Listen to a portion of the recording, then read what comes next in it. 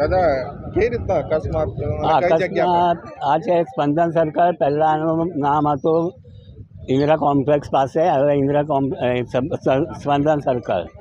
જ્યારે પહેલાં અહીંયા આગળ ઇન્દિરા કોમ્પ્લેક્સ હતું ત્યારે અમે માગ કરેલી કે અહીંયા આગળ વારંવાર એક્સિડન્ટ થાય છે, કોઈ જાનહાનિ થતી નથી, પણ સ્પીડ બ્રેકર માટે અમે રજૂઆત કરેલી.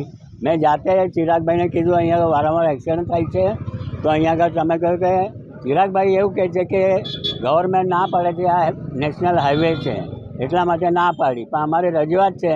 અને અહીંયા આગળ બધું લાઇટો અહીંયા આગળ વધારે જોઈએ કે ગોળ રાઉન્ડ છે, 4 રસ્તાઓ છે, પણ અહીંયા આગળ લાઇટોની પણ સુવિધા નથી. ઘટના હમણાં લગભગ 3-3:30 બનાવ કઈ રીતે બનાવ રાજપીપળાથી આપણી એસટી બસ આવતી હતી અને આ પાણીનું ટેન્કર અહીં જીવન જ્યોત જતી હતી અને ત્યાંથી આમ બ્રેક મારી. આ પણ સ્પીડમાં તો એ ખબર નહીં, પણ એ ગભરાઈ ગયો હશે અને એને સ્પીડ જો ત્યાં સુધી બ્રેક માર્યો છે, એ કંઈ વળાવવા ગયો હશે અને આને સીધી અંદર જ ગાળી દીધી. આપનો પરિચય? મારું નામ સંભાજી સાને. નહીં, જાનહાની નથી, ખાલી થોડું જે અહીંયા આગળ પ્રેસ કરતો હતો ઇસ્ત્રી, એને થોડું હાથમાં વાગ્યું, ફ્રેક્ચર નથી. એમને હમણાં પોલીસ સ્ટેશન લઈ ગયા છે, પોલીસવાળા આવી ગયા, પોલીસવાળાએ એમને કાર્યવાહી કરી અને રસ્તો આવવા જવા માટે રસ્તો ખુલ્લો કરી દીધો.